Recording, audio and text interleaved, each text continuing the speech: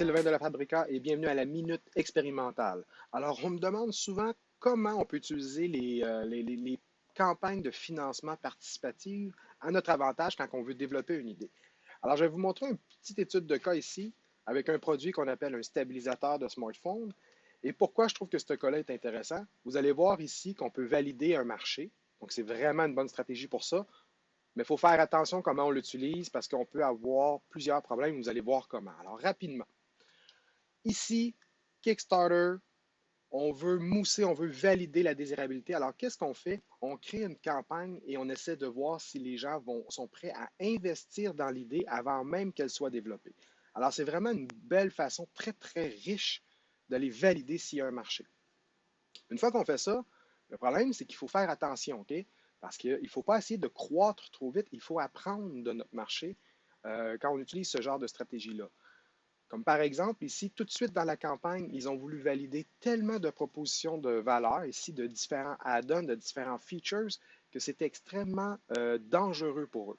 Donc, on peut voir tout de suite qu'ils auraient pu valider plusieurs de ces assumptions-là, et vous allez voir qu'ils ont fait une assumption qui vont leur faire très, très mal au niveau du gros pro ici, et au niveau du travel case et de tout l'aspect visuel de la chose. Alors, c'est des erreurs qui auraient pu être corrigées parce que le Kickstarter avait déjà démontré qu'il y avait une traction. Maintenant, ils ont fait l'erreur d'aller un peu trop, d'être un peu trop confiant avec cette première validation-là, au lieu d'y aller de façon plus itérative.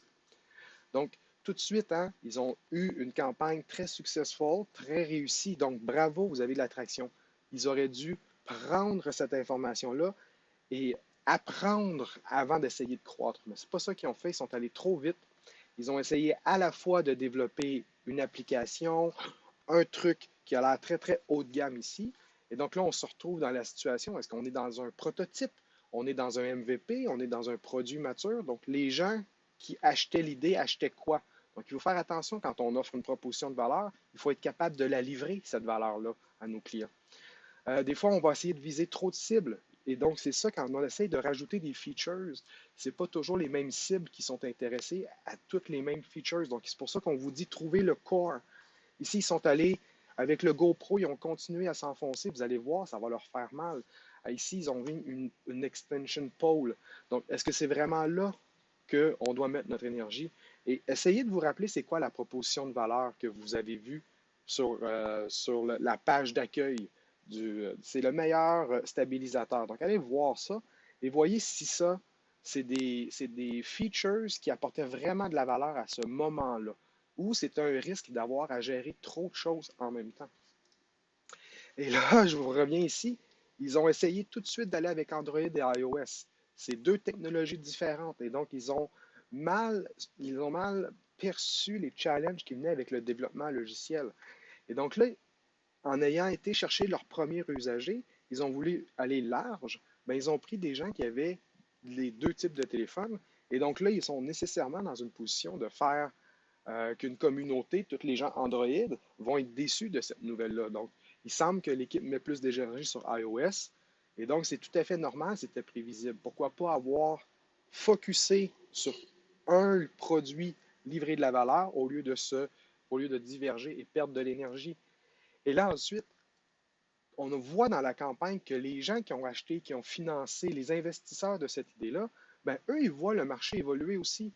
Là, ils commencent à dire comment votre produit va marcher, est-ce que ça va fonctionner avec mon téléphone à moi? Et donc, oui, le marché va évoluer.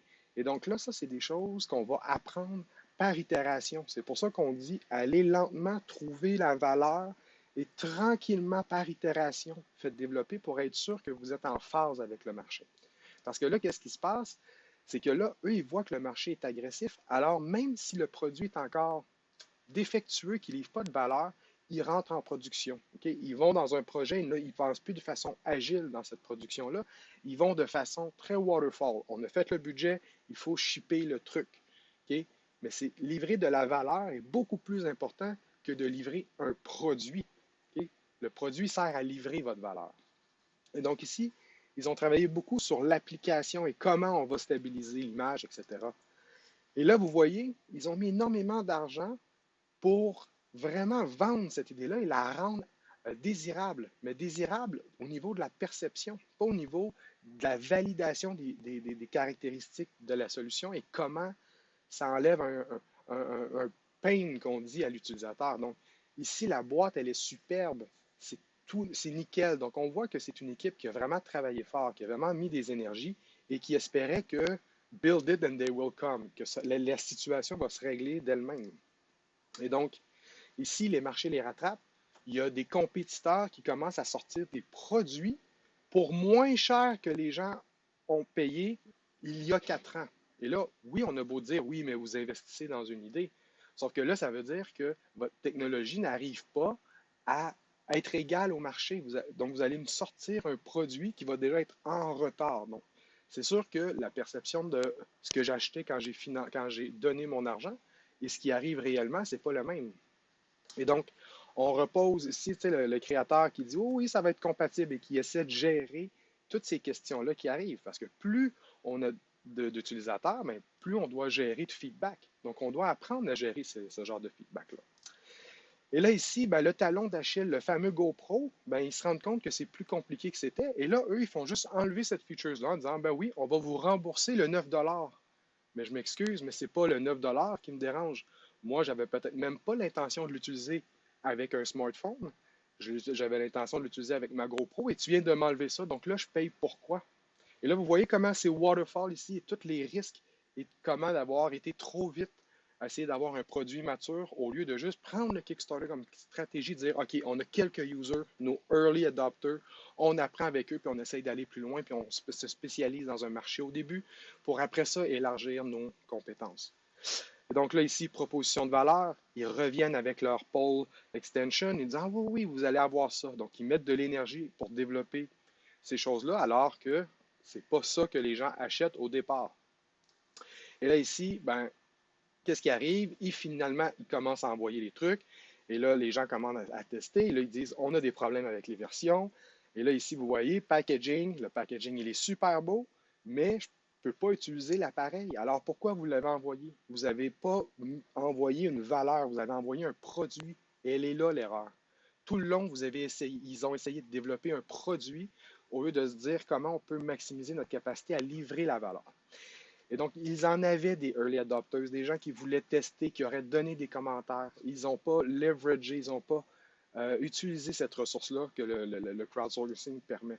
Et finalement, ben, le marché il est brutal. OK? Alors, vous voyez plein de, ici, disappointment, frustration. Ils n'auront pas des bonnes recommandations. Ils sont en train de tuer leur brand parce ils ont essayé d'aller trop vite. Ce n'est pas le Kickstarter qui était l'erreur, la stratégie de validation de la désirabilité. Et là, ici, communication, c'est la clé. Les gens ne savent même plus qu'est-ce qui se passe avec le GoPro. Pourquoi avoir ouvert tous ces marchés-là? C'est parce qu'ils étaient confiants, ils avaient des financeurs derrière eux, mais c'était trop de pression et trop d'incertitude. Au final, ben, le post-mortem ici, Picnic in the Graveyard. Donc, c'est le fun parce que ben, c'est triste qu'ils aient échoué, mais c'est le fun parce qu'ils ont été super transparents et que et l'équipe qui a fait ce projet-là, je pense que c'était vraiment des gens super motivés, vraiment des gens qui ont travaillé fort et qui ont essayé d'emmener ce projet-là au bout. Donc, c'est pour ça que je pense que c'est un excellent exemple. Mais là, ici, ils disent, ben, on ferme boutique. Notre mission, c'était de bâtir le meilleur stabilisateur du monde. Ben, OK, mais le meilleur stabilisateur du monde avec des pôles, sur toutes les versions, avec le GoPro. Donc, la proposition de valeur, elle était trop large par rapport à ce que les gens achetaient ici. Ils ont envoyé des thousands of products. Et donc, ils n'ont pas compris qu'on s'en fout de la quantité que vous shippez. C'est la valeur que vous avez envoyée. Ils n'ont pas livré de la valeur. Et là, il dit ici, ben, dû à la complexité du produit, ben là, je vous le dis, c'est pas nouveau. Tous les produits de cette nature-là sont complexes. L'écosystème est en changement.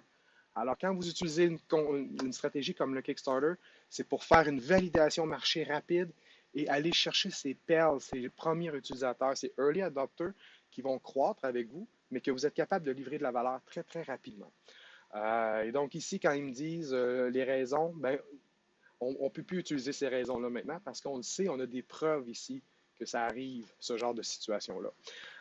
Et là, ici, ben voilà, même avec plus d'argent, on ne pourra pas avoir on n'a pas réussi à sécuriser suffisamment d'argent. Ce n'était pas l'argent le problème.